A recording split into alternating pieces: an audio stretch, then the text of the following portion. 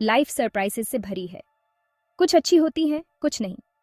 जैसे हम खुशी के मौकों के लिए सेव करते हैं, वैसे ही हमें अनएक्सपेक्टेड इवेंट्स के लिए भी तैयार रहना चाहिए। ये अचानक मेडिकल एक्सपेंस, जॉब लॉस या घर की अर्जेंट रिपेयर जैसी चीजें हो सकती हैं। एक इमरजेंसी फंड एक फाइनेंशियल सेफ्टी नेट की तरह होता है। इसे ऐसे समझो, आपकी जॉब अचानक चली जाती है, आपकी रेगुलर इनकम बंद हो जाती है। आप अपने बिल, अपना रेंट कैसे देंगे या ग्रोसरी कैसे खरीदेंगे? यहीं आपका इमरजेंसी फंड काम आता है। यह आपको फाइनेंशियली सपोर्ट करने के लिए एक कुशन प्रदान करता है। यह जानकर कि आपके पास फाइनेंशियल सेफ्टी नेट है, स्ट्रेस और एंजाइटी कम होती है। इमरजेंसी फंड बनाना फाइनेंशियल सिक्योरिटी और स्टेबिलिटी हासिल करने की दिशा में एक महत्वपूर्ण कदम है। अपना इमरजेंसी फंड बनाना शुरू करने से पहले अपनी करंट फाइनेंशियल सिचुएशन को समझना बहुत जरूरी है। इसमें आपकी इनकम, एक्सपेंस, एसेट्स और डेट्स पर करीब से नजर डालना शामिल है। अपनी इनकम के सभी सोर्सेज को लिस्ट करके शुरू करें। इसके बाद एक महीने के लिए अपने एक्सपेंस को ट्रैक करें। ग्रोसरी और बिल से लेकर एंटरटेनमेंट और ट्रांसपोर्टेशन तक हर उस चीज पर ध्यान दें जिस पर आप पैसे खर्च करते हैं। एक बार जब आप अपनी इनकम और एक्सपेंस की स्पष्ट तस्वीर प्राप्त कर लेते हैं, तो अपनी नेट इनकम की गणना करें। ये वह राशि है जिसे आप वास्तविक रूप से अपने इमरजेंसी फंड के निर्माण के लिए आवंटित कर सकते हैं। अपनी एसेट्स और डेट्स को लिस्ट करना भी महत्वपूर्ण है। अपनी ओवरऑल फाइनेंशियल पिक्चर को समझने से आपको यह निर्धारित करने में मदद मिलेगी कि आप हर महीने कितनी बचत कर सकते हैं। यह एक्सरसाइज आपकी फाइनेंशियल प्लानिंग के लिए एक मजबूत नींव बनाने के बारे में है। अगला कदम यह तय करना है कि आपको अपने इमरजेंसी फंड में कितने पैसे की जरूरत है। 3 से 6 महीने के लिविंग एक्सपेंस को सेव करके रखें। अपने मासिक लिविंग एक्सपेंस की गणना करें और उस आंकड़े को 3 से 6 से गुणा करें। आपका आइडियल इमरजेंसी फंड साइज आपकी व्यक्तिगत परिस्थितियों के आधार पर भिन्न हो सकता है। Job stability, dependent, health condition और लाइफस्टाइल जैसे फैक्टर इसे प्रभावित कर सकते हैं। याद रखें, इमरजेंसी फंड बनाने में समय लगता है। छोटे, प्राप्त करने योग्य लक्ष्य से शुरू करें और धीरे धीरे अपनी बचत बढ़ाएं। छोटे छोटे योगदान भी समय के साथ एक महत्वपूर्ण राशि बन सकते हैं। अपना इमरजेंसी फंड बनाने के लिए बजट बनाना बहुत ज़रूरी है।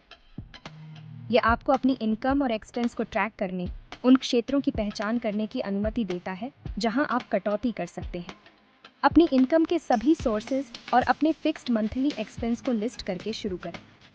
इसके बाद अपने वेरिएबल एक्सपेंस को ट्रैक करें। एक बार जब आप अपनी इनकम और एक्सपेंस की स्पष्ट तस्वीर प्राप्त कर लेते हैं, तो आप अपने खर्च को कम करने के तरीकों की तलाश शुरू कर सकते हैं। उन क्षेत्रों की तलाश करें जहां आप अपनी लाइफस्टाइल को बहुत अधिक प्रभावित किए बिना कटौती कर सकते हैं। लक्ष्य एक रियलिस्टिक बजट बनाना है जो आपको अपनी ज़रूरी खर्चों को कवर करने की अनुमति देता है। अपने इमरजेंसी फंड के विकास को अधिकतम करने के लिए सही सेविंग अकाउंट चुनना महत्वपूर्ण है। एक ऐसे सेविंग अकाउंट की तलाश करें जो एक कॉम्पिटिटिव इंटरेस्ट रेट ऑफर करता हो। हाई यील्ड सेविंग अकाउंट खोलने पर विचार करें। ये अकाउंट आमतौर पर ट्रेडिशनल सेविंग अकाउंट की तुलना में हाई इंटरेस्ट रेट ऑफर करते हैं। हालांकि यह सुनिश्चित करें कि आपके द्वारा चुने गए अकाउंट में इमरजेंसी की स्थिति में आपके फंड तक आसानी से पहुंच हो। लॉक इन पीरियड वाले अकाउंट या निकासी के लिए पेनल्टी से बचें। अकाउंट से जुड़ी किसी भी मिनिमम बैलेंस रिक्वायरमेंट या मंथली फीस की जांच करें। अपनी बचत को अधिकतम करने के लिए न्यूनतम शुल्क वाले अकाउंट का चयन करें। याद रखें, जब आपको इसकी सबसे अधिक आवश्यकता हो तो आपके इमरजेंसी फंड को आसानी से एक्सेस किया जाना चाहिए। इसलिए अपने इमरजेंसी फंड के लिए सेविंग अकाउंट का चयन करते समय लिक्विडिटी और आसान एक्सेस को प्राथमिकता दें। सेक्शन 6, ऑटोमेटिंग सेविंग को एफर्टलेस बनाना। लगातार बचत सुनिश्चित करने के सबसे प्रभावी तरीकों में से एक प्रक्रिया को ऑटोमेट करना है। अपने चेकिंग अकाउंट से अपने इमरजेंसी फंड सेविंग अकाउंट में रेकरिंग ट्रांसफर सेट करें। यह आपके कैश फ्लो के आधार पर वीकली, बाई वीकली या मंथली बेसिस पर किया जा सकता है। अपनी बचत को ऑटोमेट करके आप अनिवार्य रूप से पहले खुद को भुगतान कर रहे हैं। इससे पहले कि आपके पास इसे खर्च करने का मौका हो, पैसे अपने आप आपके सेविंग अकाउंट में ट्रांसफर हो जाते हैं। यह अप्रोच बचत से प्रयास और अनुशासन को दूर करता है। ये सुनिश्चित करता है कि आप इसके बारे में सोचे बिना लगातार अपने इमरजेंसी फंड में योगदान दे रहे हैं। अधिकांश बैंक ऑनलाइन बैंकिंग प्लेटफॉर्म या मोबाइल ऐप ऑफर करते हैं जो रेकरिंग ट्रांसफर सेट करना आसान बनाते हैं। अपनी बचत को ऑटोमेट करना समय के साथ सहजता से अपने इमरजेंसी फंड का निर्माण करने का एक सरल लेकिन शक्तिशाली तरीका है। सेक्शन 7, ट्रिमिंग द एक्सेस, अनावश्यक खर्चों की पहचान करना और उन्हें कम करना। अपने इमरजेंसी फंड के लिए अधिक पैसे खाली करने की दिशा में अनावश्यक खर्चों में कटौती करना एक महत्वपूर्ण कदम है। अपनी खर्च करने की आदतों का विश्लेषण करके प्रारंभ करें। उन क्षेत्रों की पहचान करने के लिए अपने बैंक स्टेटमेंट और क्रेडिट कार्ड बिल्सों की समीक्षा करें जहां आप जरूरत से ज्यादा खर्च कर रहे हैं। उन सब्सक्रिप्शन या मेंबरशिप्स की तलाश करें जिनका आप अब उपयोग नहीं करते हैं या जिनके बिना रह सकते हैं। अपने केबल पैकेज, स्ट्रीमिंग सर्विस या जिम मेंबरशिप्स को डाउनग्रेड करने पर विचार करें। अपने किराने के खर्च का मूल्यांकन करें। अपने भोजन की योजना पहले से बनाएं, खरीदारी की सूची बनाएं और आवेगपूर्ण खरीद से बचने के लिए उस पर टिके रहें। बाहर खाने के बजाय घर पर ज्यादा खाना पकाने का तरीका खोजें। यह न केवल स्वास्थ्यवर्धक है बल्कि यह काफी सस्ता भी है। परिवहन लागत भी जल्दी से जुड़ सकती है। जब भी संभव हो पैदल चलने, साइकिल चलाने या सार्वजनिक परिवहन का उपयोग करने पर विचार करें। सेक्शन 8, अपनी आय को बढ़ावा देना, बढ़ी हुई कमाई के लिए रास्ते तलाशना।